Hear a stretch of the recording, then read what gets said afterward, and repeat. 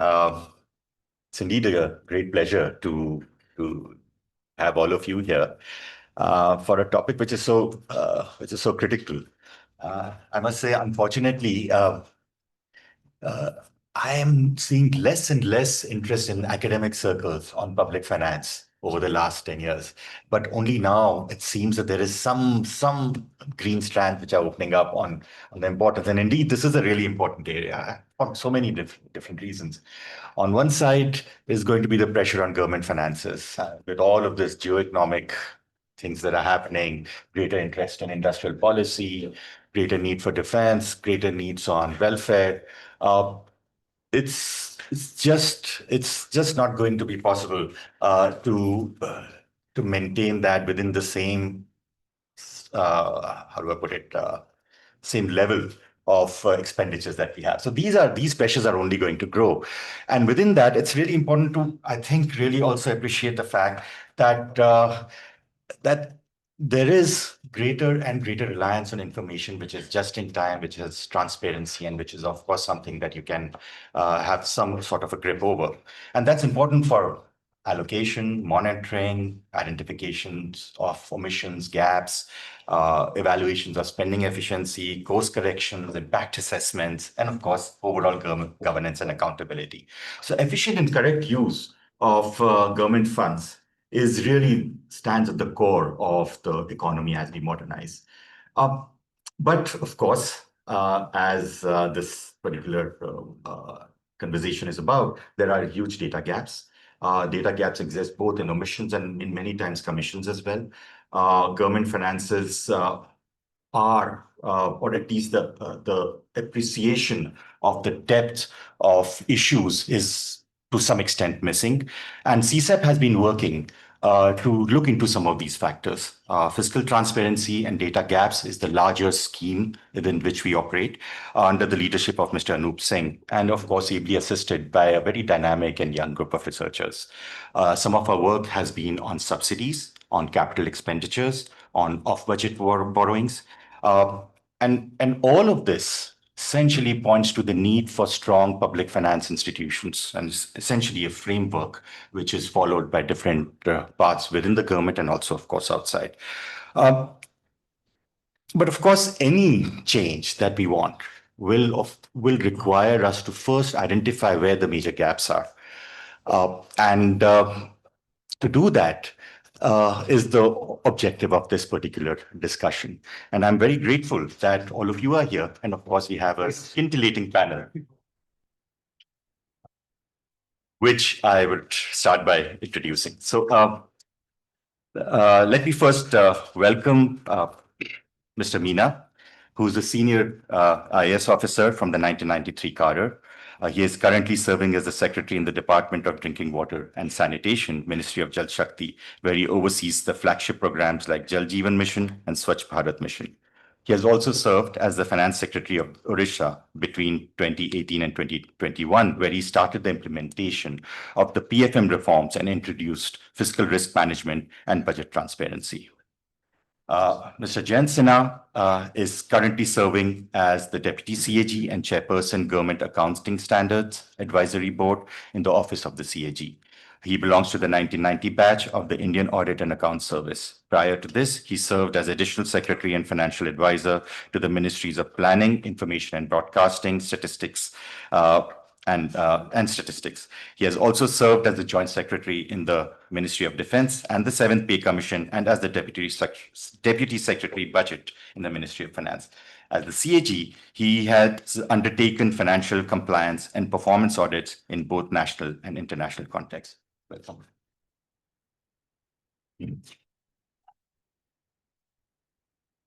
Vidhu Sood is a civil servant. She belongs to the Indian Audit and Accounts Service and has undertaken financial audit of UN Secretariat and international audit assignments at the International Atomic Energy Agency.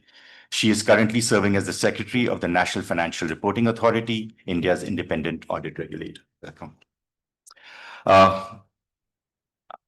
Mr. Anoop Singh is a distinguished fellow at the Niti Aayog and, more importantly, at CSEP, where he was a member of the 15th Finance Commission of India, and also previously he was a at the International Monetary Fund. He was the director of the Asia and Pacific Department and the director of Special Operations. His additional work experience includes being special advisor to the governor of the Reserve Bank of India. His recent publications include Managing Public Finances in a New Global Era in 2025. Shruti Gupta is a research associate in the fiscal governance team within the Growth, Finance and Development Board. Thank you. So with that, I'll hand over to you, Mr. Singh. Thanks very much. I'll just say a few words before Shruti starts her presentation, which will also be brief. But we want to hear from our wonderful panel members. Let me make just 2 points. Firstly, many people don't understand, don't realize the importance of the CAG. I will put that on record that without the CAG's reports and audits, we could not have done our work. Number 2, the CAG has just brought out a few weeks ago a 10-year review of state finances, which is incredible.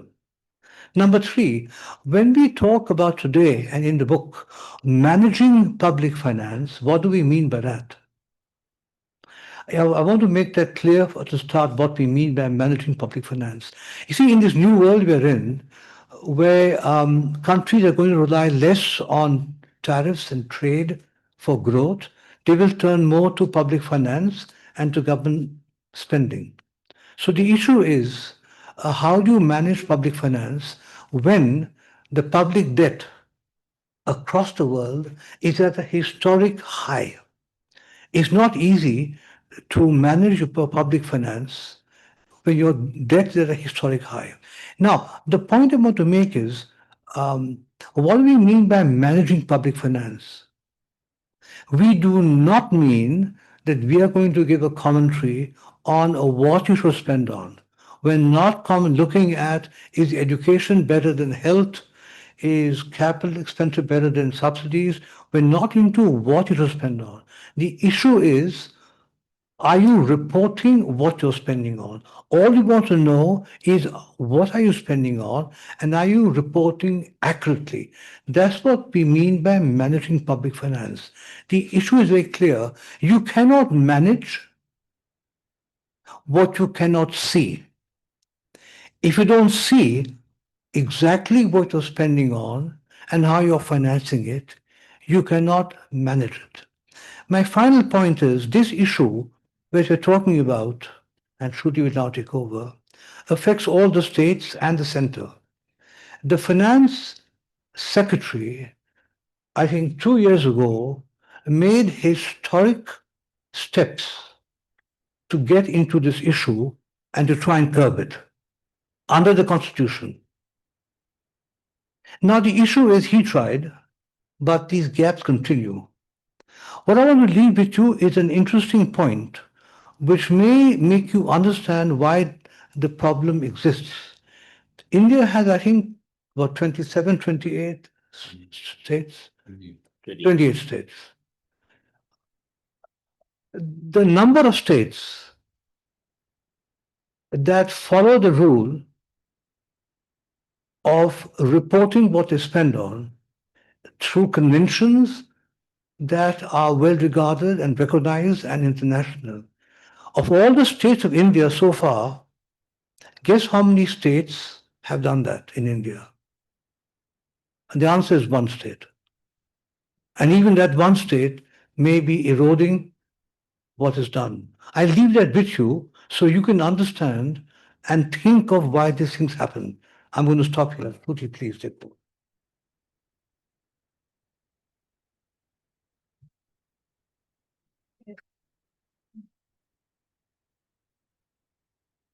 Well, thank you for being present here, everyone. So many people here have worked extensively on Indian state finances, and we are well aware of the fiscal health of Indian states, the problems that they face.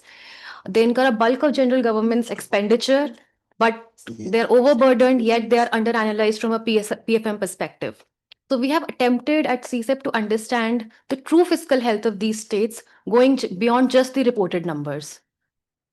So I'll try to keep it very brief.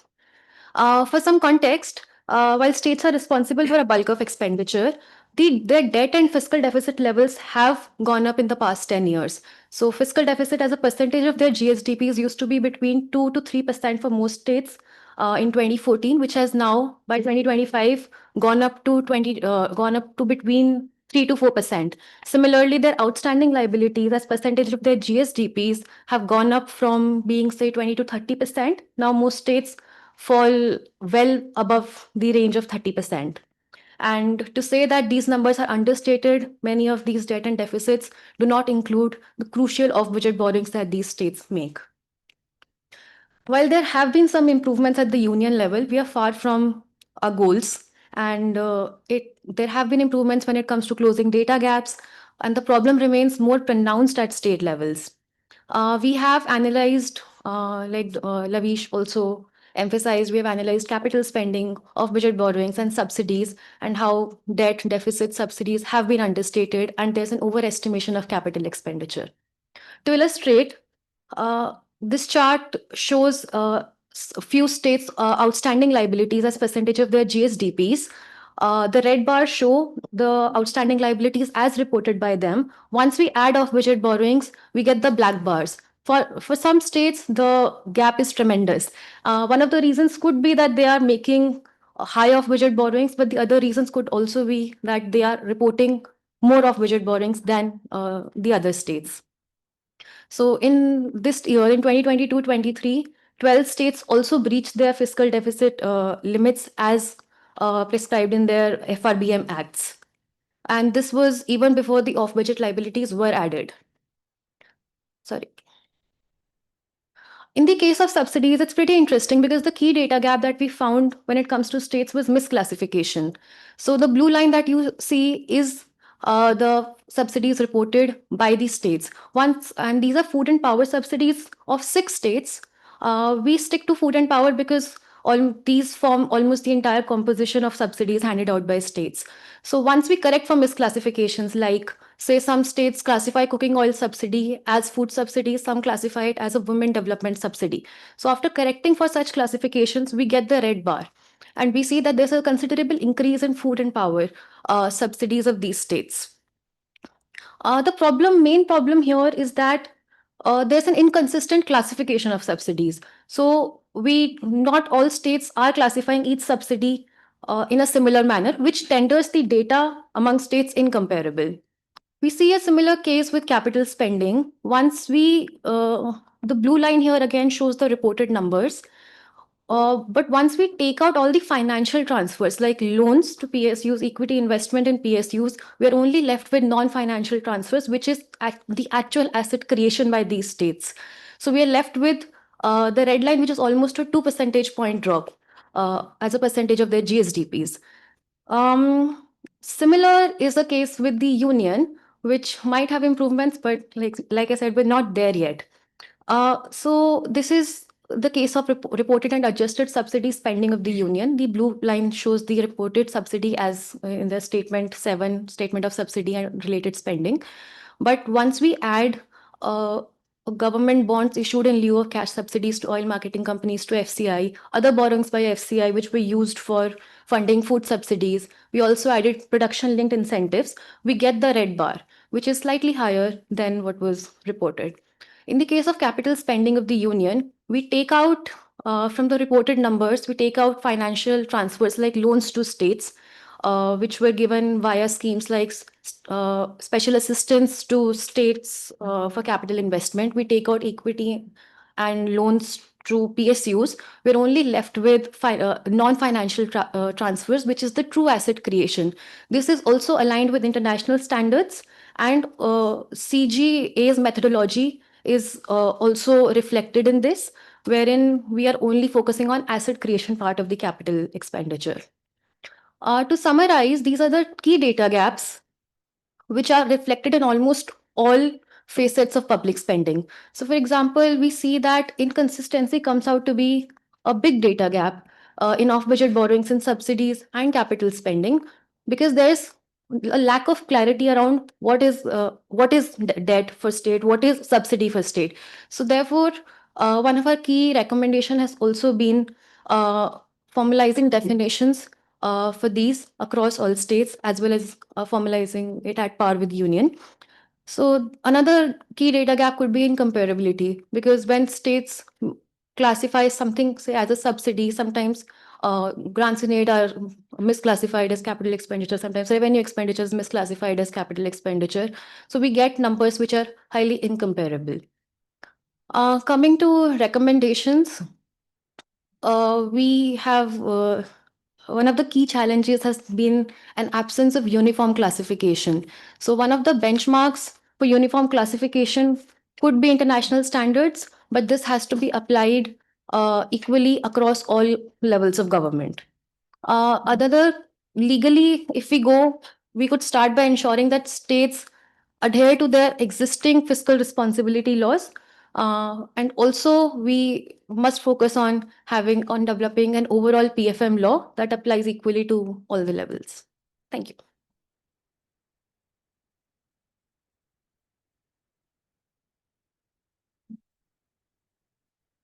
Thank you, Shruti. Just one question before I move on. Did you also find duplication? Like, I mean, you found errors of omission, but there are also errors of commission, right? So do you find those examples? Not in as such in say subsidies, but it could. I think omission is much greater error when it comes to states data. Thank you. May I now request Mr. Jayant Sinha for his interventions. Thanks. Go like this. So I think at the outset, I'd like to congratulate Dr. Anoop Singh. I think he has been able to merge the persona of an economist, of a public finance expert, and I must say, to my peril, also of a government auditor, because what I find in his book is a resonance of observations which ideally we should be making, but I'm happy to see that there are people in the public finance space who are also now taking over our territory. So I think for the young audit and accounts officers sitting here, they should be careful that your space might soon get occupied by people like Dr. Anoop Singh. So hearty congratulations for bringing in the work that we do and we are very proud of into the main public finance space. And particularly, this is one thing which I keep stressing when we have workshops in the CH's organization on correctness of classification of transactions. Now, that's a very technical term which we use in the accounting and audit setup. And I'm so pleased to see that Dr. Singh, Anoop Singh's book has a constant refrain across chapters, whether it's subsidies, whether it's capital expenditure, misclassification, on this very important issue of correctness of classification of transactions. I've already, last night when I was reading the book, first thing I did, I WhatsApped it to a number of principal agents and states saying that you will do a reading and I will take a presentation from you of what you've understood of the book. So I think you've done a great service to us by making a lot of young and not so young audit accounts also rack their brain on the thanks to the great book that the other thing I noticed is a great sweep, not only at a macro level, but also micro. I mean, he's in his book referred to things like major head, government accounting rules, this, that, and the other, which would actually make us run for cover. I mean, the kind of detailing that he has done, apart from the larger outreach on the macro numbers.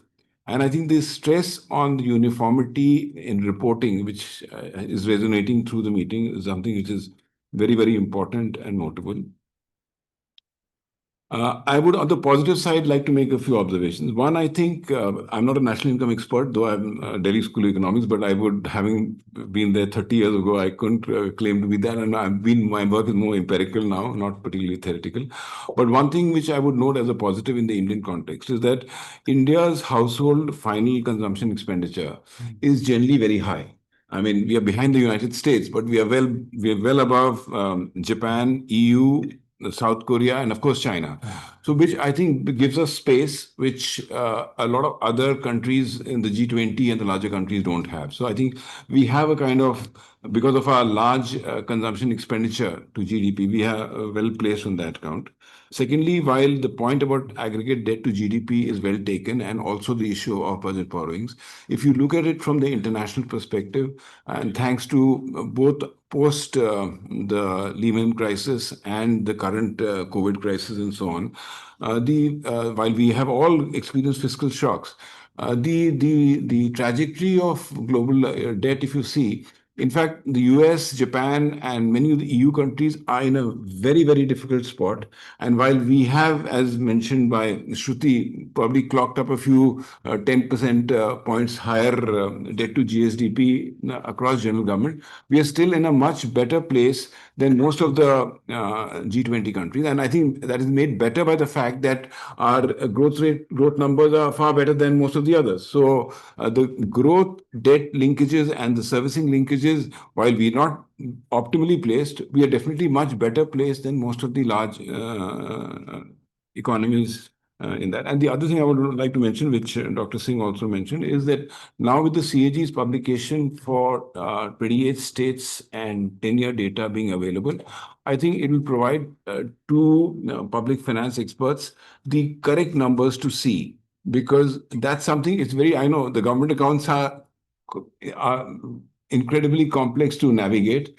And I think it leaves us in a very sweet spot. Only we understand what we've done. Nobody else understands. It's a very happy thing. But now, unfortunately, we have been more transparent with this particular the report on state finances. And Jitendra, who's brought him along to listen in to all the experts, I've extracted a promise that before I retire in December, I'll get the next round of the state finances of 23-24 also ready. So we'll be by and large almost current. So we'll get that out. So that I hope would be of great help to all public finance experts and people who are interested in this field. And I would request sincerely that we get a feedback from you so that we can further strengthen and bring out such fiscal outcomes which are consistent with the account. I mean, we'd like to stick to the accounts and bring out as much more details as our stakeholders would want. So I would request all the people sitting in the room, if they have any interesting suggestions, it's there on the CAG's website, the publication. So I will request for that. I've looked at the comments on the way forward in each chapter. I think it has been very meticulously thought through and very well argued, all the points. The thing that I would like to first mention is the focus on general government, which is resonating right through the book, which is extremely important.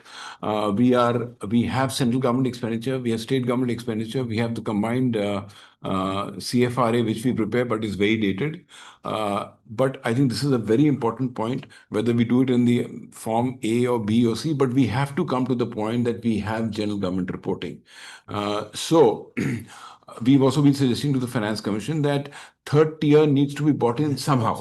How you bring in is the whole question. And one of the thoughts that has been there with the CAG, and I think something which, since experts are sitting here, we could probably think of, is, and we are suggesting that all through the Finance Commission, is that perhaps in the IFMS existing framework which the states have, there could be some sort of a addendum or reporting framework through the current IT technology available, so that, you know, we can upload on a monthly or a quarterly basis at least the expenditure and the receipts data for both the PRIs and ULBs, so that at least as of a particular month or a quarter or a year, we know that the state government second tier has spent so much, received so much, and the third tier, which is both ULB and PRI, also received. And then, of course, we have central government, and we'll do the intra-governmental netting, which is like transfers from one tier to the other tier, and we do the netting. So at least kuch to hona chahiye. So I think that point which you are making, Dr. Singh, in your book is a fantastic point, and general government is the order of the day. We all, as all public finance experts, institutions, should push the momentum towards reporting one way or the other. On it may take a little time, but I think general government is a very important point that has been made. At the granular level, you're making a point about register on fixed assets, extremely important. Here in the GASAB, we are working in the Government Accounting Standards Advisory Board to see whether we can push a format of reporting on fixed assets. It may be poor quality initially, but I think it's good to make a beginning. There has been a general consensus in the 37th board meeting of GASAB, which we held recently, that we should, there was resistance ki kaise milega, how will we have opening balance? Because the biggest problem is that the Purana ko opening balance kahan se layenge? But nonetheless, we are hoping to make a beginning. Geotagging and digital monitoring of tools, which you're mentioning, I think an excellent idea. Accurate reporting and disclosure in OBB. I know OBB is a problem, and I think it has been correctly noted in your book some states the problem is severe, Andhra, Telangana, and a few others. But I think if you look at the overall public expenditure of state government, which is of the order of about 44, 45 lakh crores currently, it's, I'm not saying it's not a serious problem. It is in many states, it's in some states where we need to focus a lot on this. The book, I think, has rightly figured it out. Andhra, Telangana, that's what the CAG report's also pointing out. Kerala also in the past has been so. But I think we need to pay attention to that.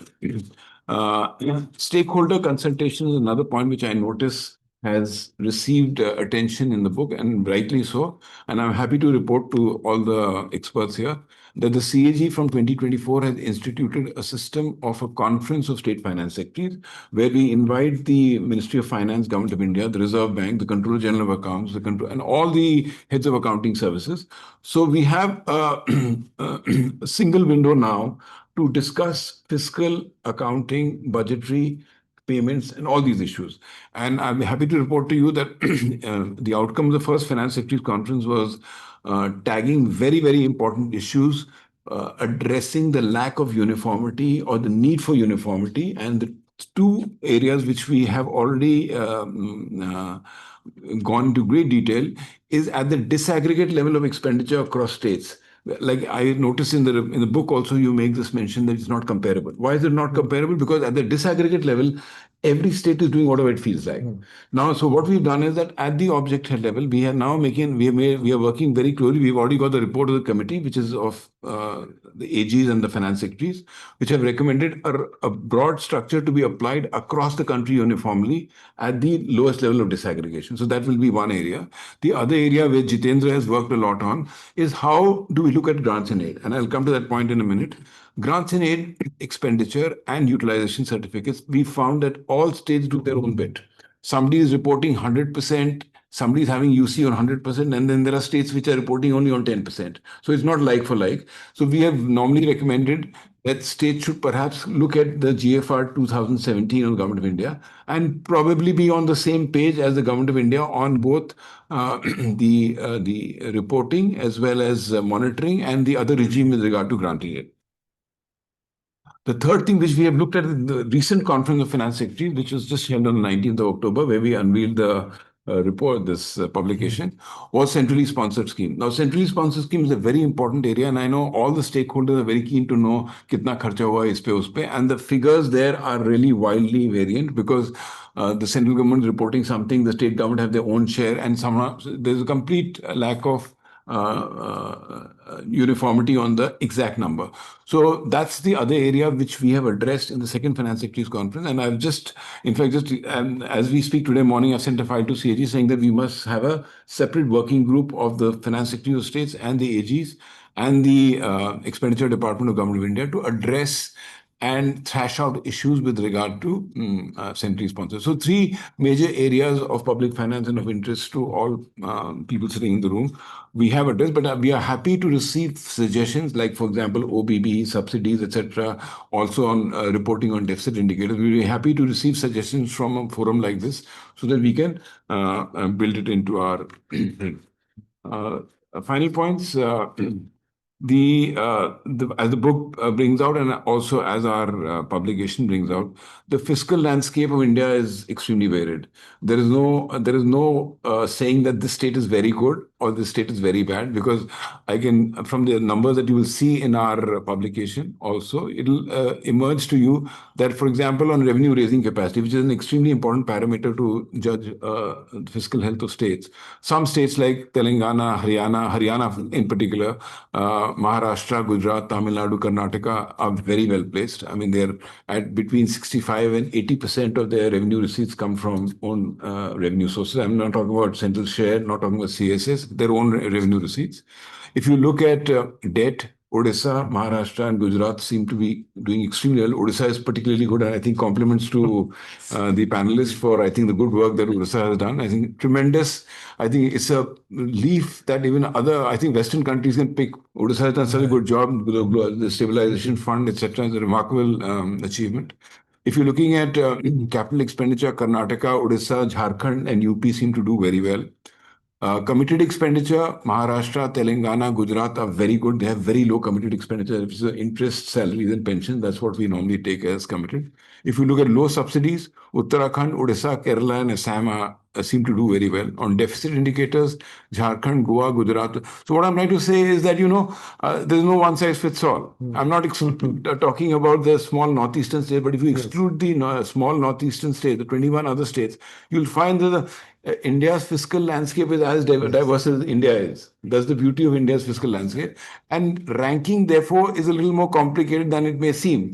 Because if you say that आपका capital expenditure बहुत अच्छा है, या आपका debt बहुत अच्छा है, you need to see the interlinkages with other fiscal parameters. You may have a low parameter A, but that be for some other reason where you're doing very badly. So you need to be very careful while you're ranking states. So, like for example, I'll give you an example.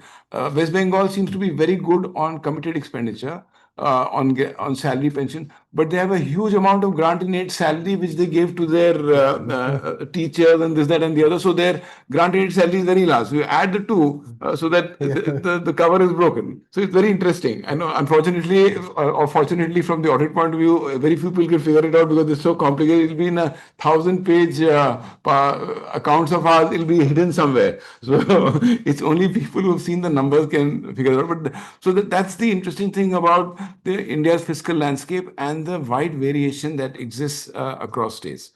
Greater uniformity in reporting outcomes, I mentioned we are looking at.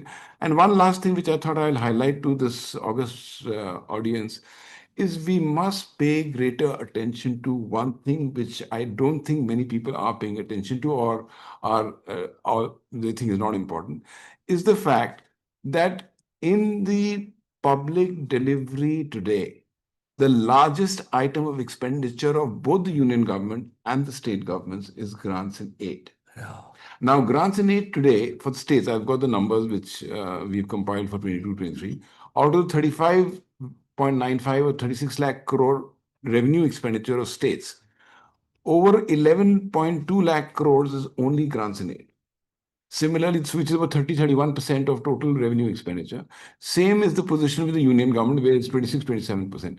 One is not saying it is necessarily bad, but I think questions need to be asked whether this is the best mode of delivery of public expenditure. Because as Mr. Meena will tell you, the issue of utilization, certificates, etc., can vary, and the quality of that can be very, very widely variant. And while maybe in some states and maybe in some central government ministries it may be very good, in other places control issues are there. And if you are delivering 25 lakh crores of government expenditure every year through grants and aid, and you don't have a adequate control mechanism, you are directly impacting the quality of expenditure. So that is a very important issue. I would request all public finance experts sitting here to think about it and look at how we can design structures and modalities to address some of the issues. I'll give you an example. If I have to buy a pen in Government of India or a state government, I have to go through the general financial rules. I'll have to go to GEM, I have to go to XYZ. I'm pumping out 11 lakh crores and all I want is a utilization certificate. So, I'm not saying necessarily all of it is bad. I remember I got attacked the other day in the CAG's office when some experts from other organizations had come, including directors of AIMS, etc., ex-directors, because when I raised this issue, not from the accountability, just raising the point that it's a huge thing, they said because they probably spend it well. AIMS or IIT spend it well, so they didn't find anything alarming about it. But I could see that a former chief secretary sitting in the same room, he understood the point and he smiled in agreement. So, the point is that is a very important area that needs focus by public finance experts, that our grants and aid, आपके world bank यहाँ बैठे हुए हैं, ये 1 रुपया भी देंगे तो 50 कंडीशन ऐड करेंगे कि आपने क्या चीज में डाला है, इसमें आप खर्चा दिखाइए, ये करिए, वो करिए. We are pumping out 11 lakh, 12 lakh crores, and we are very happy to get a piece of paper saying so many thousand crores have been spent. So in fact, we need to take a lesson from the international institutions like the World Bank and ADB, who are so meticulous. That we have given you 10 crore, you spent how much? 50 lakhs on car. Now show us every bill. That's the kind of detailing they want. So it's interesting. So I think I've bored, I think, all the experts with a lot of ideas, and I think I shouldn't be invited too frequently. I've got all the time too many ideas. So thank you very much for your time. Thanks very much. You made a very important point, which I fully agree with. For a macroeconomist to talk about public finance without knowing PFM issues is very complicated. So that transition I tried to make, Kanda was here, he helped me make that transition. It's very important for a macroeconomist to know PFM issues. You're next. You are the one state I talked about. Yeah. Okay. So at the outset, my apologies, was delayed on the road because of the traffic. But thank you, Anoop, ji, thank you, Laveesh. And Jayant has already narrated what is written in the book and what is expected, so I will not touch upon that. And when Anoop spoke to me that there is a seminar on PFM and you should be coming, I was reluctant because right now I'm not handling that subject. But since I did some work back 3 years back, 4 years back in Odisha, and a lot of good memories still exist. I would like to just share some of my experience from practical point of view. See, the whole issue of PFM relates to the constraints that the financial resources have put on any economy. So at the central level, the state level, and even at the lowest level also there are constraints. Central government, there are different issues because they have the authority of printing the money also. So they need to be more careful, and rightly so. The systems have evolved appropriately. They are trying to implement it, and a lot of good work has happened to move towards treasury single accounting through the SNA and those kind of stuffs. Otherwise, back then, around 2016, 17, 18, if you take in, the float of money of the government available in the banks used to be of the region of around 4 lakh to 5 lakh crores. So the banking system of this country was indirectly getting refinanced without anybody's knowledge, and everybody was happy.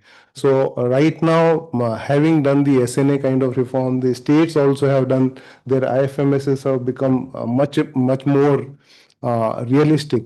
That float has come out, and the banking system must be feeling the pinch. But the PFM is becoming true and fair as it should be in case of any account reporting for any entity. Even in the private sector also, the accounts need to be fair and accurate as far as possible. So even for the government also, we need to have a fair and accurate depiction. At the state level, since the public finance essentially involves politics and the economics both, managing it is extremely a challenging aspect. I would not say difficult, but it's a challenging aspect. And you get, Goldilocks kind of conditions when there is a disaster. If disaster has happened, then everybody understands we need to be careful ahead because accident has already happened. So this accident should not happen. So in case of Odisha, for example, if you go back to 90s or 96, 97, 98, we were in a situation where finance secretary would ring up. I used to be in the project director DRDA. Finance secretary would say around 20th of every month, आज कोई bill नहीं pass करना है. So that was the situation in Odisha. They were not even in a position to give their salaries. Then to make the things worse, 99 we had a super cyclone. So super cyclone had to be tackled. The public machinery has to respond to that. And if your financial coffers are not there, then you will find it very difficult to respond, and everybody will be laughing at you. So as bureaucrats, as the political leadership in 2099, I have seen it from very close quarters. All IS officers will cut sorry figure in front of the Government of India officials visiting us. All politicians of the state will cut sorry figure in front of the politicians coming from outside the state. And that disaster actually, led to transformation in the public finance. We used to have a secretary, I would just like to name him Sundar Rajan sir. And he was feared by all bureaucrats. He will not pass any file. So we tightened our budget and everything for next 5 years. 2005, he almost brought the state on a from deficit to the even keel. After that, the fiscal prudence continued for quite some time. Systems were implemented by, all of you probably would be aware, Jugal Mahapatra used to be our finance secretary. So systems were put in place, IFMS was put in place. And thereafter, the next generation of reforms were taken in somewhere around 2018-19. So now I'll narrate what are the public finance reforms we tried to implement and what were the roadblocks. So the first thing in public finance management you want to do to make everybody responsible is to recognize what are the risks that are going to impact you. So if you start recognizing risks, essentially speaking, what you're going to tell to your bosses is that, look, this might go wrong. Now, this is a kind of red sign to any politician. He would say, अभी तो सब कुछ अच्छा चल रहा है और आप कह रहे हैं ये खराब होने वाला है, कल अखबार में आ जाएगा, तब आप संभालेंगे इसको. सो रिस्क स्टेटमेंट या फिस्कल रिस्क स्ट्रेटेजी पेपर बनाने के बाद पॉलिटिशियंस का अप्रूवल लेना है कि इसको पब्लिक स्पेस में डालना है, that itself is a big road block. And to share with you, my political bosses were quite understanding, but they were wanting me to be saved from the public embarrassment if tomorrow something happens. So he said, आप ही के लिए problem होगा. तो हमने बोला sir हमारा problem हम handle कर लेंगे. Then we cleared the file. The political boss will clear a file of issuing a fiscal risk strategy paper and fiscal risk mitigation strategy paper in public space only when a bureaucrat has said, okay sir, I'll handle it agar koi problem hai. So this is the level at which you need to operate to make your accounts true and fair and show the picture that there could be some risk going ahead. How do you mitigate those risks? That communication strategy becomes a very important part of it. So why I narrated this issue is because I find in public finance management we need to de-jargonize the entire thing, communicate it as much as possible to the politicians. The risks have to be understood not only by the people who are working in the government, but even outside. Outside people will have to recognize that we have gone through this kind of situations in past. If we are not careful, then those situations may emerge once again. So communication strategy for PFM, making the definitions of what is listed where, misclassification issue which Anoop has highlighted in the book, is a very important thing. Apart from that, what is the whole gamut of public finance that you are looking at? That also is changing across the country. For example, the PSUs, the parastatal bodies, the cooperative societies which have been created as autonomous institutions, everyone is creating its own debt, its own kind of risk, and whether that is getting on board or not. So as the expenditure secretary and present cabinet secretary started those reforms for central government, states have also started taking those institutions on board, and that actually is going to increase the size of the problem which is actually visible today. So now the choice is whether you show the bigger problem or you try to window dress the budget statements. So these two issues, if you don't get the support, if the finance secretaries don't get the support, actually window dressing becomes an easier way out. Now, how do you try to ensure that window dressing is not done and it is actually reported and addressed? That can only happen when you have the leadership which is allowing you the space and you communicate those issues appropriately.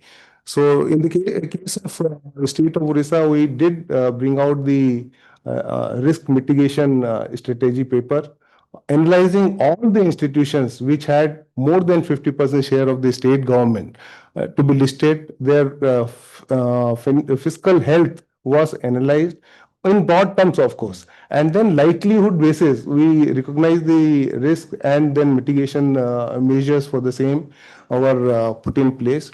Then the central government has also provided number of ways and recommended those ways through various committees in the RBI. Also, you need to have guarantee redemption fund, sinking fund. Those funds are also not utilized appropriately by most of the states.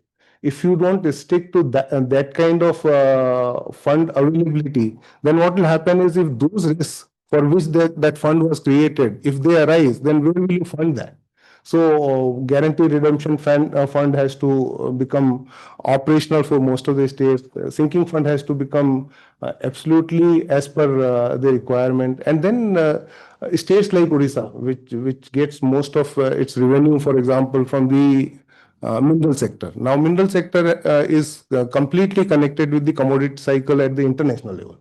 So some years you will get a windfall revenue, some years you won't have the fund. So now, to tell to your political boss, sir, this year mineral revenue is very high, but I would not like to spend the entire money. Then he would say, look, what are you saying? If money is available, I want to spend. So to create budget stabilization fund for riding the commodity cycle and the volatility in the mineral sector itself requires huge amount of conviction. You share that budget stabilization fund, because that's a fantastic. So this budget stabilization fund came up in Odisha because we were always concerned about the resource curse which the African countries have been facing. African countries and Odisha probably are at the same keel, where you are exploiting the natural resources and you are actually dependent on the revenues coming from there. So budget stabilization fund was created by the state of Odisha, but I would suggest those kind of funds for different risks, if any other state also have, they should adopt those kind of things. So short point which I would like to sum up here is that if you want to have true and fair representation of the public finance statements, then somebody needs to be unpopular. And who would that be? CAG, of course, it takes that name. I was just telling Dr. Anoop Singh, that we are very positive about being negative. but CAG takes it once in a year. On daily basis within the public finance, it is either the finance minister or the chief minister or the finance secretary. And having been a finance secretary, I can tell you, you become one of the most hated IS officers among your own colleagues. Finance secretary are liked by the CAG guys always. So that is the important thing. But just to sum up, there are three things I would recommend here. Is one is the definition of various parameters. That has to be as uniform as possible. That is number one thing. Number two, I would say, when we are talking about the general financial reporting for a country like India, union government, state government, and third tier, as Jayant said, is extremely important for us. And Sir is here, ex-RD secretary. He has seen the Gram Panchayats and the evolution that we are seeing. Now, technology permits us to actually have at least understanding of how much money is flowing to them, how much they are spending on yearly basis. Can we have reporting of all three layers of government to have a consolidated view? That would be the second aspect. And the third would be, I think, this issue of the grant in aid, which you said. We need to be extremely careful how much of accounting we want at the central government. When if you do the micromanagement, then everybody would dislike it. So therefore, the clear division of accountability, responsibility has to be there within three layers of governance. Central government if they give the money in bulk, then bulk certificate, in my view, should be all right, because the state government also gets audited. And they also have the similar auditors as we have the auditors available. So therefore, central sponsored schemes has this tension always. The central government wants too much of the details. If you get too much of the details, then CAG people, when they look into the papers, they say, "आपने ही कहा था, वो आप क्यों नहीं check कर रहे हैं?" So it becomes, kind of self-fulfilling, kind of going into the micro detailing. So we need to be extremely careful of that, how much detailing we want to be done at the level of union government or state government, because the Gram Panchayats probably will be having the ultimate level at which expenditure is going to happen. So grant in aid flowing to various institutions. The third tier is one, but even you have institutions like the societies or the PSUs, colleges, etc. There also, I think we need to have that clarity as to what level of examination we want to do at which level. These are the three things I would just wanted to share with all of you. Thank you very much for giving me this opportunity. Thanks very much. You've told us very important things, and you haven't fully told us why the other states don't do the same thing, but we'll come back to that. Yeah. Let me just make one point before turning to Vidhu, Sood. I would like to believe that the 15th Finance Commission did more on these PFM kind of issues and problems than other commissions. And partly because we had meetings with the CAG, and they informed us of these issues and the relevance. And Vidhu was part of that team from the CAG. So we to thank you for the effect you had on the 15th Finance Commission. So thank you very much, sir. It's an absolute privilege to be here. One, of course, because thank you for the invite. Because we met Dr. Anoop Singh when we were talking from the CAG side to the 15th Finance Commission. It's also incredible to be here because a self-acknowledged mentor, Jayant sir, is here. Exactly. Absolutely phenomenal PFM expert in the department. So I really don't know what I'm going to talk. I've recalibrated it thrice in my head. I started with some other comments, but then I think a large part of what we told the Finance Commission came from Odisha. So, and I had no idea, sir. I'm sorry, I didn't have. I did not look up, but I think Odisha was so much at the forefront of what it was doing in terms of the fiscal risk framework, in terms of even some granular things that I'll like to touch upon. That a lot of our learning came at that time, sir, from what Odisha had already implemented or was in the series of it. So in PFM, I've kind of had three roles. One was a doer kind of a role, which is when you're part of I was director accounts in CAG office, and a lot of things happened at the time, and which you build on the past and then go on to the future. Observer, which I'm now, because now I'm in a regulatory authority, which is not much to do directly with PFM, but of course, the overall economic stability part is there. And then the performer.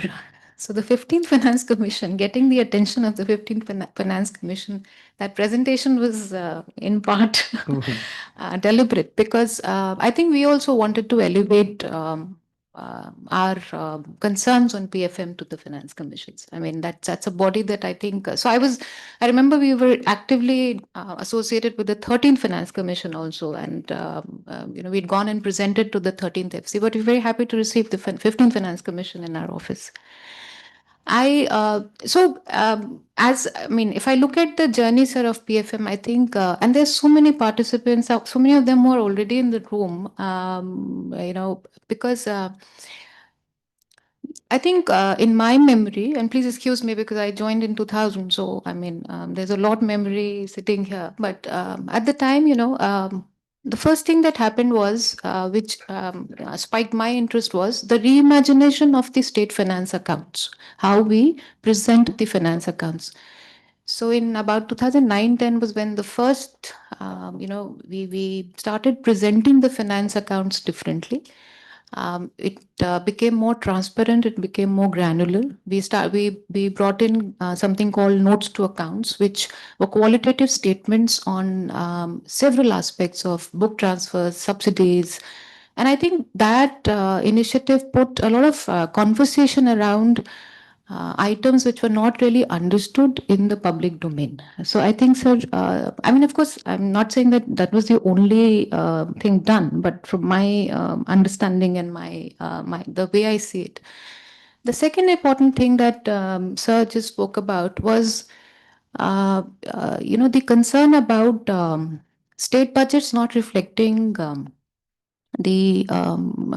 a bulk of expenditure, development expenditure that was happening, because there was a time where a lot of grants were going directly to implementing agencies, and we've had the meetings in RBI and the SFS meetings in RBI and a lot of meetings in Planning Commission, and then with the government itself, where this was a very disturbing trend for CAG also at that time, because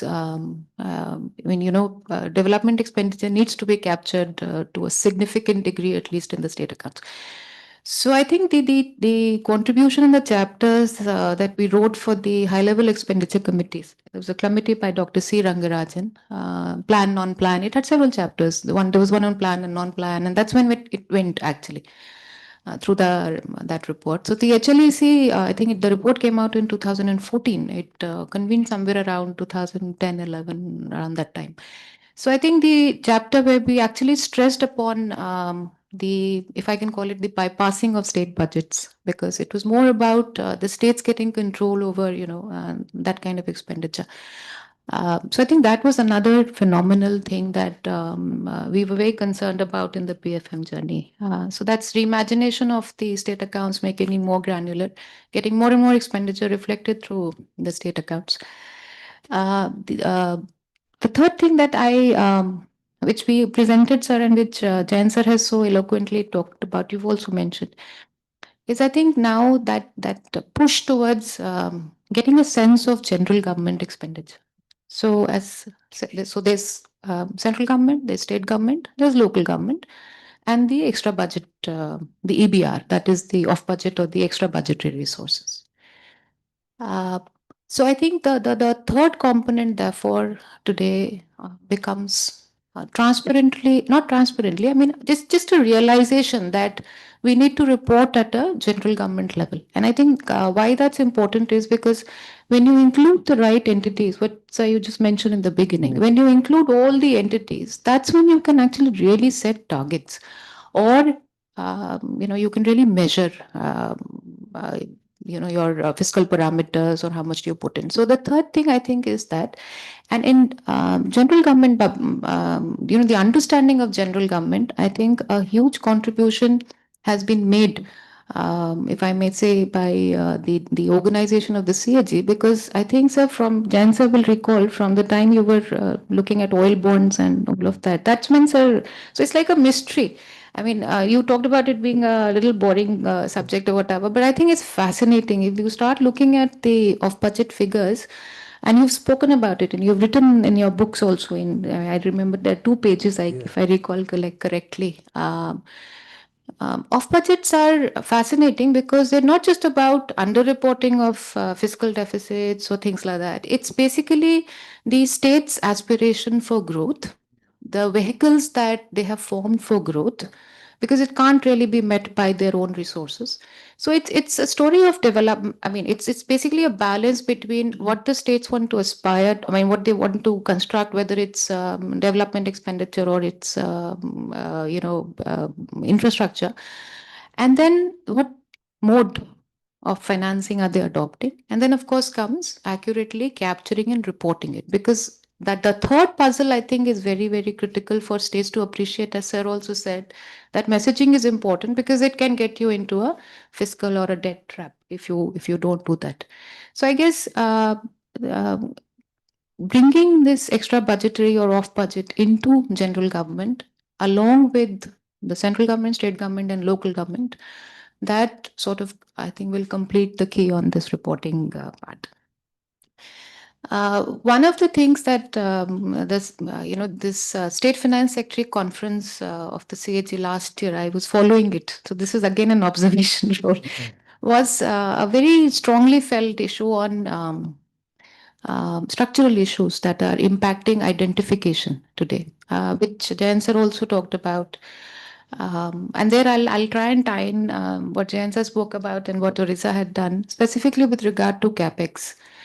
The variability in the primary units at which expenditure is captured, So, for example, in CapEx, we had many states which have land and building. Some states have a headline called major works. They subsume everything into major works.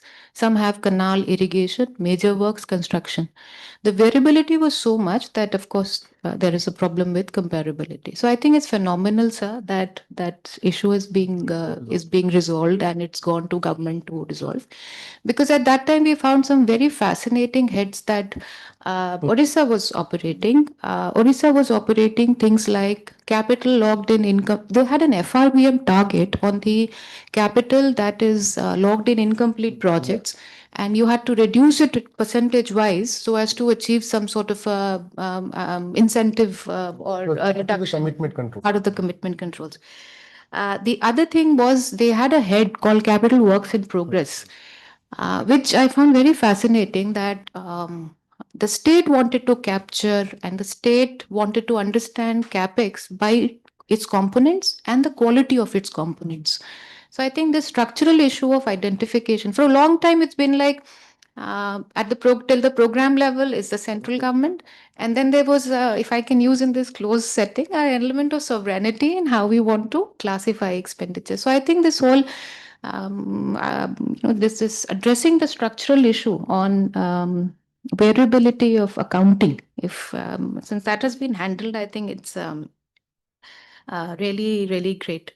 So I think it's been I mean, enough has been spoken, sir. It's been a very fascinating journey as far as PFM in this country is confirmed, is there from where I see it. And I think we've really traversed to a state where I feel that we are very close to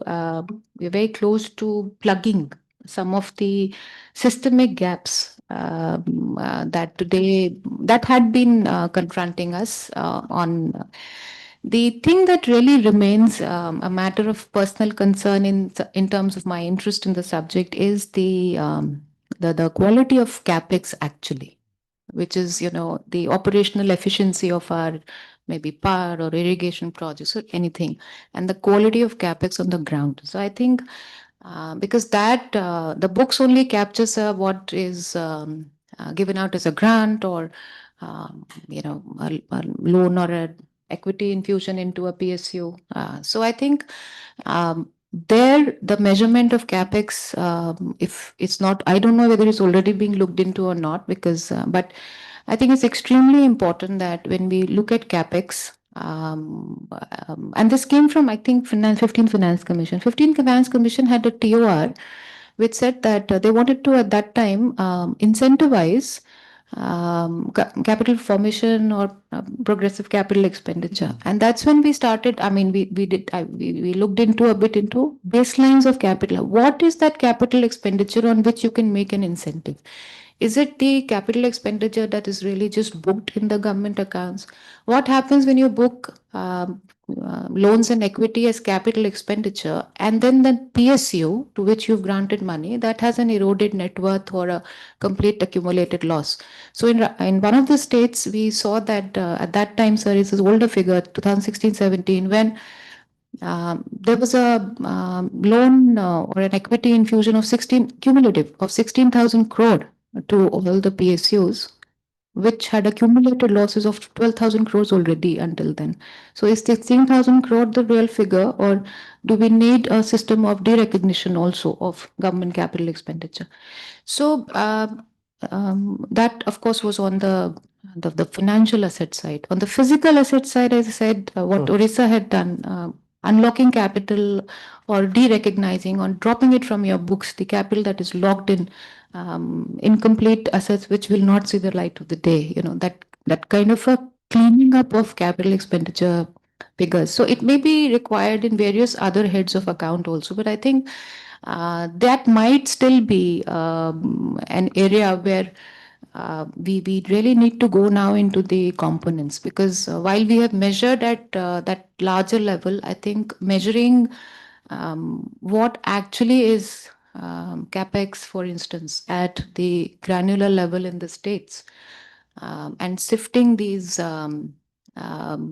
the redundant or the older parts, and then looking at those figures very carefully. I think that is also an area that we can take a leaf from Odisha. So I guess that is what, sir, I thought I will like to say, that it's been a very hopeful story as far as from where I see it.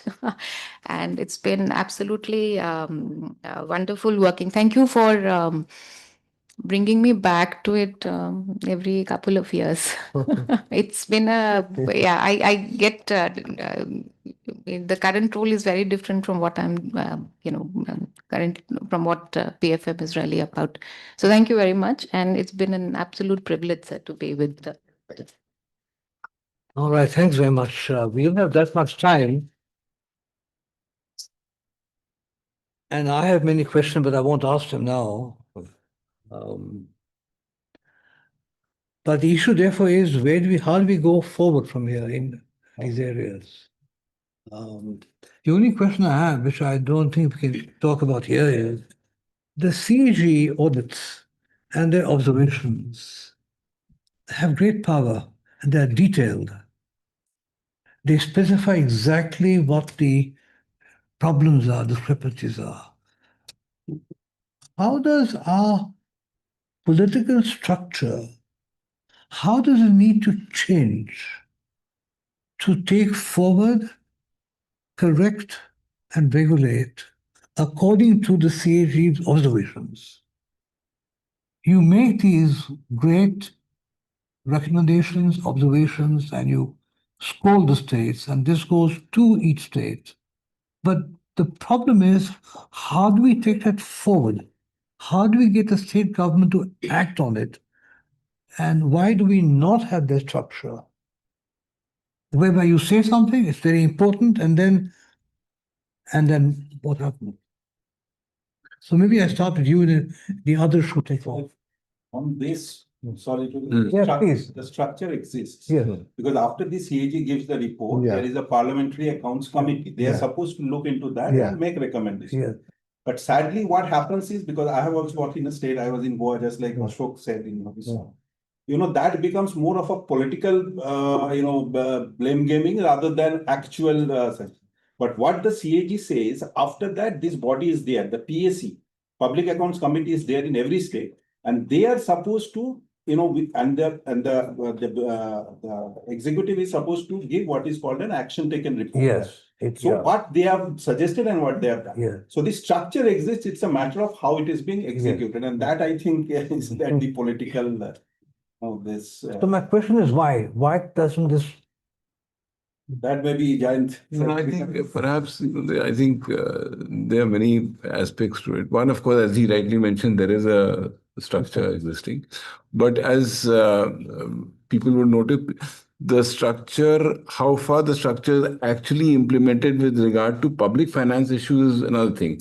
For example, a performance audit report might receive very quick attention of the Public Accounts Committee, but a report on state finances, it would vary. Active state like Rajasthan or Odisha or Kerala or Karnataka, it may receive attention from the stakeholders. In many states, the PAC does not even discuss the SFAR, which is called this. So that's one. That's one set of problem that. And in many states, there is no PAC or the PAC is defunct. So that's the other class of issues. And so therefore, that's one set of issues and frankly speaking, the SFARs are broadly, because they are standardized by the CAG's headquarters, So it's not as though the look and feel will be different. Maybe the comment, maybe you may have a few more issues in one state and less issues in the others. But the fact that a state like Odisha or a state like Rajasthan, which is probably more open to examination and review, and as Mr. Meena mentioned very correctly, there are also political issues. The finance, accounts, audit ecosystem is not exactly the one that is most popular with anybody, including the political class. So it's a complex thing to navigate, because at the one side, like for example, when we were talking about large revenue, the capacity to spend.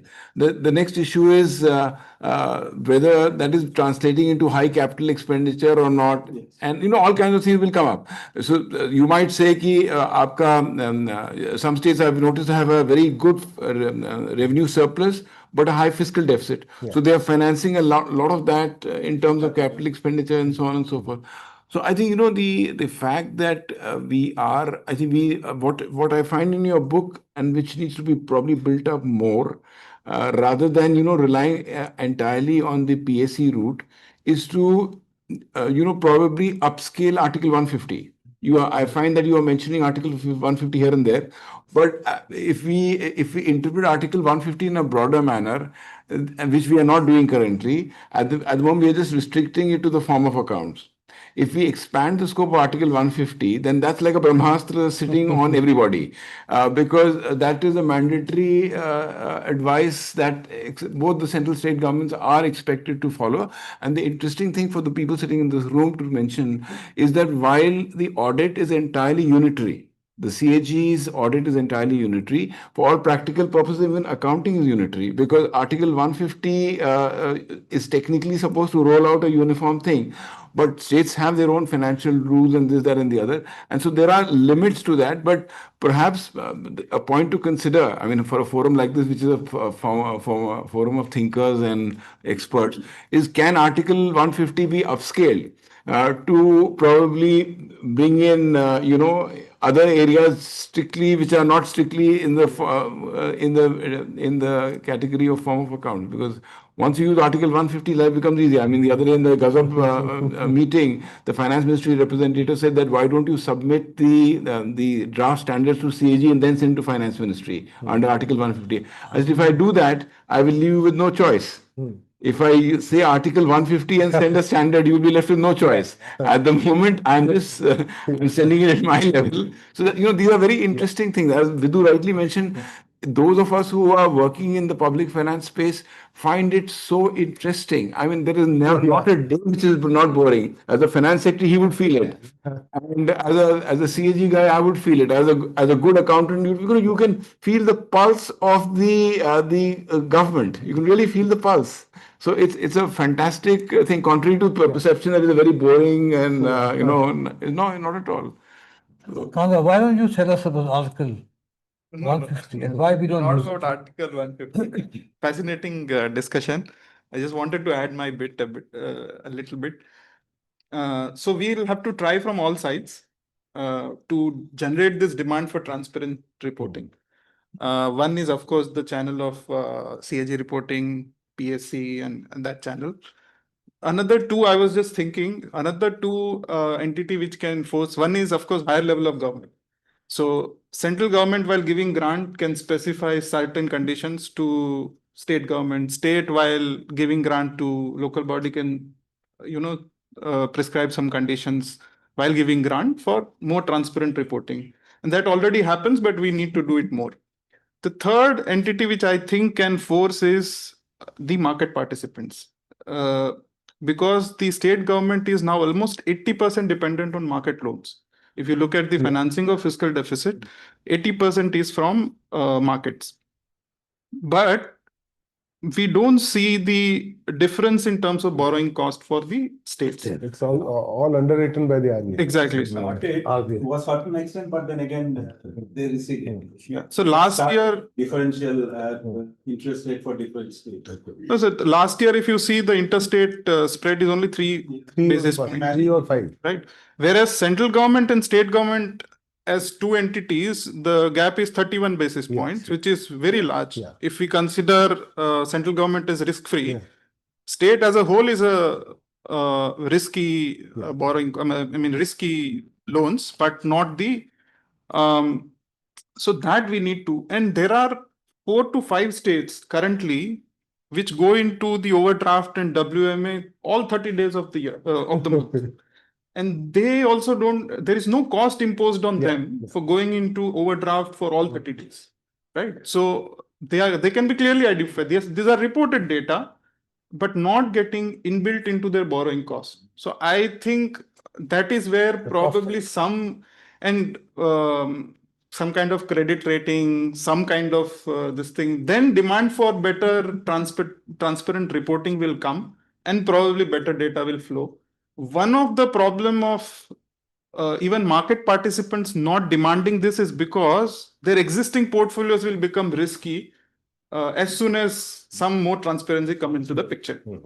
So they don't want that. Future loans are okay. They will be okay to build some risk, but the existing portfolio, they will become risky. So that's why they don't want. So I think this area probably, need to be discussed a little bit more. And somewhere we need to build that cost, impose some cost on the states which are not transparently reporting, not reporting on timely basis. And that is all channels, of course, but this channel, I thought I should bring it to the. Please go ahead. So I think thank you very much for this very interesting discussion on a very important subject.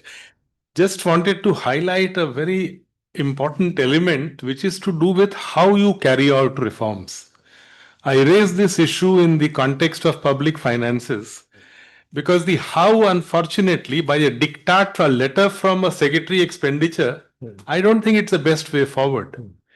3 very specific examples, just to make the point a little clearer.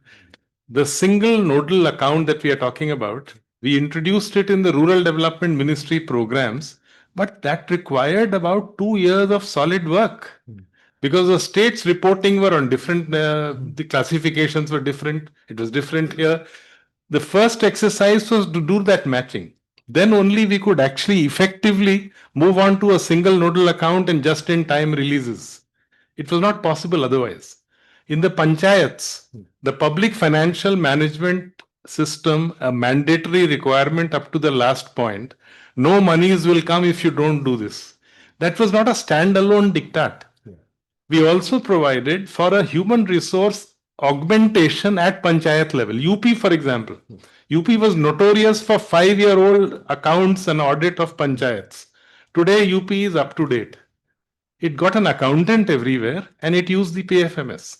The third example, yes, central government expenses seem to be contained, but look at the sectors which may well have suffered because of this.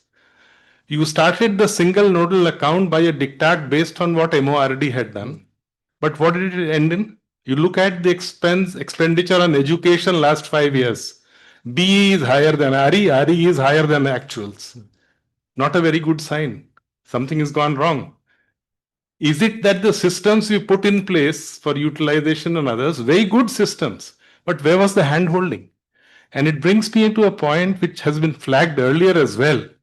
There was a time when the thought of a civil account service officer working at the state level was thought of. I think it's a very good idea whose time has come. We can't leave it aside. And the points that you made about performance audits and follow up on them, I think these are some of the finest documents you can read in government. Each time that I was called upon to design a scheme, the first document I used to look at was the performance audit. The Pradhan Mantri Awas Yojana, which we designed, it builds on all the failings of the Indira Awas Yojana. What is it that went wrong? And it is from the 2013 CAG performance audit. So it's not that they're not used, but all I'm saying is that state capacities are also weak. It's not that the states don't want to do. Many of them, I think Ashok will bear me out. Many states would also like to carry out reforms. Do they have the skill sets to do that? Yeah. Do they have people at the state level who can get into misclassifications and all? I think these are serious, what is the root, the modus of reforms is as important as the reform, because many a time we become very mechanical. Suddenly we said autonomous bodies are all bad. Fine. But what have we ended up doing? We do 20,000 crores of road under Pradhan Mantri Gram Sadak Yojana, a program which even the World Bank rates as an exemplar for developing countries. It had a 20 crore expenditure without a single permanent post in something called a National Road Development Authority. Now with this new rule, you want to wind up everything. You celebrate the Lakpati Didis, the women self-help groups. There is a small, about in 7 years, 50 crores expenditure, but with no permanent post. A national level autonomous body which manages the National Rural Livelihood Promotion Society. A few professionals work through that. Now with this, what is happening is you are replacing all these organically support institutions of human professionals by the same 4 agencies. The same ENY, the same others, Deloitte are now got into that space. It's not the same. So I think I'm making these finer points because how you carry it reforms is as important as what you want to carry out. And the last but not the least, the freebies competition is across all political parties and on a scale never seen before. So all the good work we do in mopping up, we are ending up, I think Ashok will bear me out, the same Odisha, where the stabilization was so important, it went into a profligacy phase thereafter. A very large one, so much so that one chief secretary decided to come to Government of India because he felt that with great difficulty he had built up the system, Jugal Mahapatra. One reason why he came to Government of India was he saw a profligate state in front of him. So I think these are real challenges while we find out the gaps where they are, but we also need to upfront make these points on public finance where and your report, Jayant, I think what has just come out, state finances, it's worrying. And the way we seem to be multiplying that expenditure, it's very, very worrying. So just one point, sir, if I may. This is for sir. Why are states not being asked to bring out, if you see, I mean, I did it, but that was because the CM then wanted it, a volume 3 of expenditure where you give demand-wise detailed expenditure. Because if you do that, the first step would be to see what they are using those heads for. And then go into, because as one state, I know Goa, we are coming out, Goa still comes out with that volume 3 of expenditure, where for each demand, I mean, for each of the departments, you get 0102, what is the expenditure. So that helps you on one way to see how the departments are spending their money. And secondly, of course, to see the classification. That's something, I mean. Are you talking about budget document? Budget. That's it. I just wanted to supplement what sir was saying. I think the capacity at third tier of the governance is extremely important. You can compare a Gram Panchayat in Kerala with a Gram Panchayat in Uttar Pradesh. Uttar Pradesh में ताला लगा रहता है आधे दिन 30 दिनों में से वहां पर 30 employees are there working. They put up a budget. In fact, I was so surprised to see a Gram Panchayat जिसका बजट 30 करोड़ का है. Last year's budget. So budget document the Sarpanch was showing me. So we have the examples of good third tier of governance existing and bad third tier governance which is existing. So उसमें capacity में number of hands are required at that level. So number of people who are working, and that actually I am becoming more and more convinced because of my present post. I have to provide drinking water service in villages. Now, who is the service provider there? Asset is one part. हमने अपने यहाँ से asset बना के एक scheme चला दी, एक asset बन जाएगा. But who is going to provide the drinking water service or sanitation service in a rural village? You need a service provider. You need people. Sarpanch से ये expect करना कि वो without remuneration he will be providing this service as a do-gooder is too much to expect. Okay. So, but to sum up, I think all these things are possible. Technology is available now. So, reporting, fair and accurate reporting probably is now possible. We have come at a time, sir, when you people started, that this base which exists today was not there. At this point of time, we can actually imagine to have a fair and accurate reporting of all 3 levels. Thank you. We need to end this soon, but you have one last question? Yeah, it's just a query. Actually, I'd like to compliment all the panelists. Actually, it was a great learning experience, including remarks made by Dr. Anoop Singh. Having said that, I'd like to get two clarifications. One, that earlier, that revenue and capital expenditure classification was based on a monetary ceiling. Does it continue still? That if you spend money even on the capital expenditure, say it's a small extension of a room in a school, if it is below some level, monetary level, it used to be treated as revenue expenditure. Is that classification still exist? That's one. Okay. Second thing is that in public accounts, most of the many state governments create a number of number of what you call bodies, and they you keep that under public accounts, so you don't have to show it. Do they still exist? I would like to get these two clarifications. Go ahead. Sir, if I on the first, sir, in fact, was on. Sir, if you remember, I think it was the 12th or the 13th Finance Commission which had come up with a term called capital grants. Because what was happening, the states were saying that you don't want us to have revenue deficit. However, we have to, give a salary to our teachers and all that. So everything is going for revenue. If we don't have revenue, how do we maintain? I mean, maintenance expenditure is compromised.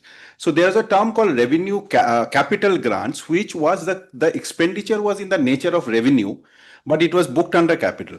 But somehow I don't know, down the line that doesn't exist. I don't know what happened to that. You're wading into very interesting and granular issues. Okay. Anyway, I think, sir, no, on which we are happy to clarify on every point. The first point आप जो पूछ रहे हैं regarding the definition of capital and revenue. Now, again, as you would have noticed from our conversations in the room today, there is wide variation between the center and the states and interstate among states. So while the definition of capital expenditure has now been very clearly outlined in the central government post the 2022 clarification and revision of the Delegation of Financial Power Rule. So they have very clearly delineated what are the capital items of expenditure. Apart from the fact that they have certain heads, you can clearly see that item A, B, C, E are going to be capital expenditure, and they have certain thresholds, both in terms of nature and amounts. So that's in the central government. Unfortunately, in the state governments, as the discussion you have noticed is very mixed, we are now attempting to broadly follow the central government's structure with specific additions. What we have, the working group the CAG set up suggested that we can add some state-specific heads, like, for example, social security expenditure and a few other expenditures which are unique to states. That's one.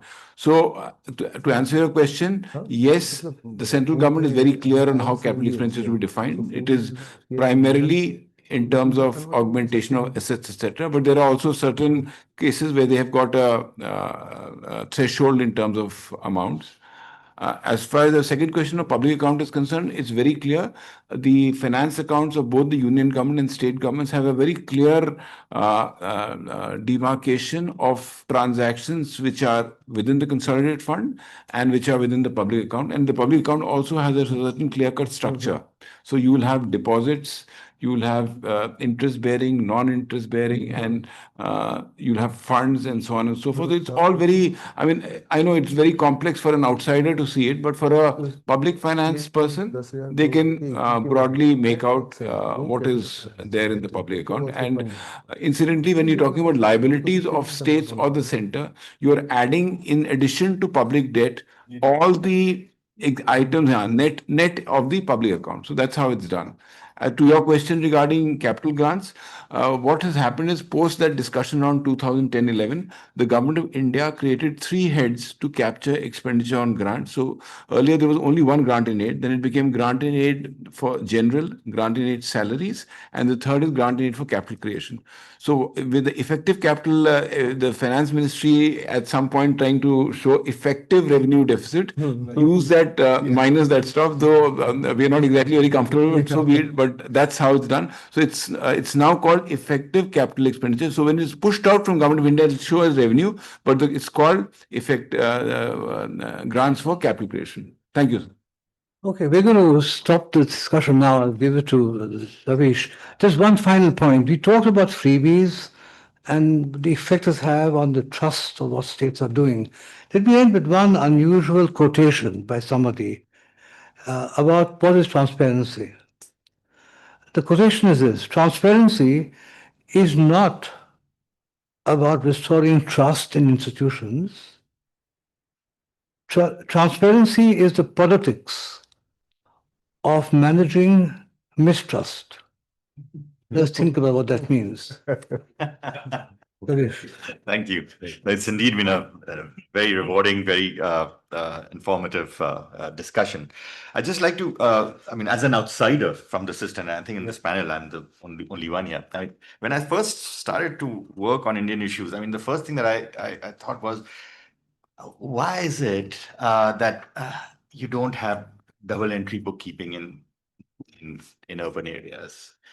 And then there were issues like, why don't we follow the accrual based method? And there were larger issues, and those questions have never been answered.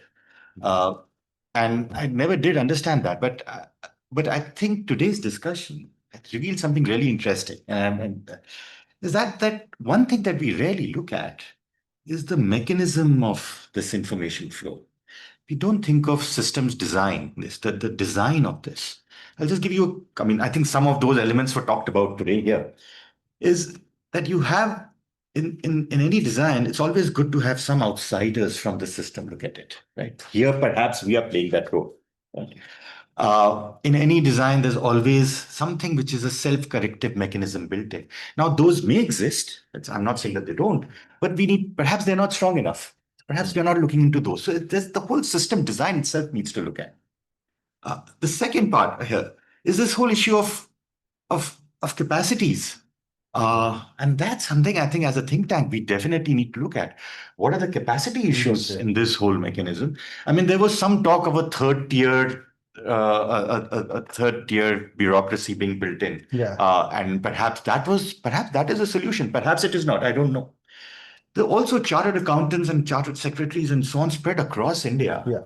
We haven't talked about, or no one that I know of, has looked into perhaps getting them into this whole mechanism in some way. So I think there are some really rich elements that have come out, very rewarding for all of us at CSEP, because it also helps us gain a direction for what we hope in the future. But one last thing, no one funds work on government finances. The reason we are being able to do this here is because we squeeze it out of other things to put it onto this. No one funds it. And so perhaps to all of you, please do think of funding research and public. Thank you so much. Those who are giving for helpless work, they lost their share. That is the main. Thank you.